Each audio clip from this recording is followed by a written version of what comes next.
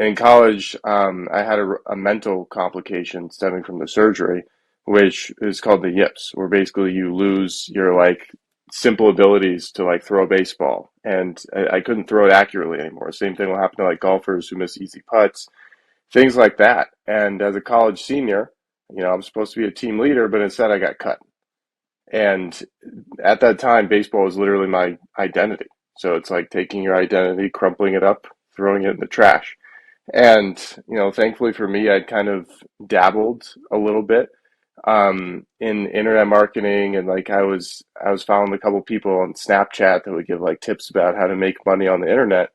And one day, one of them was selling a course for $1,000, and I was like, "Hey, I got nothing to lose because I'm in a pretty low spot right now." So I took the course, learned all about Facebook ads. That was my new thing. I just like jumped into it, dedicated my time to it. It's the new thing that I wanted to be really good at.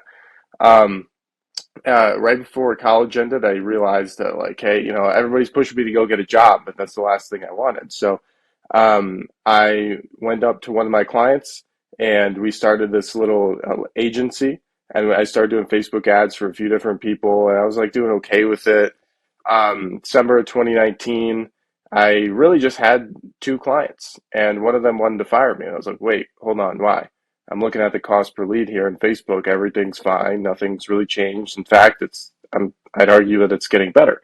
And they were like, sorry. And I was like, no, no, no. Tell me what's wrong right now because this is not right. Um, and they were like, okay, fine. So like, we're getting a lot of leads, but our emails are going to spam. So all these leads are not seeing the emails, and we're not making any money off of them. And I was like, all right, so let me figure this out. And I couldn't afford to lose them. So I was like, I'll, figure this out for free until your emails are actually making money again, and then we can go from there. And they were like, all right, fine, we have nothing to lose. So over the course of that summer, basically got their emails out of spam, started sending more emails because they were only doing like one a week, and then just really fixed the content because at the end of the day, it was just too transactional and there was like no reason to choose them.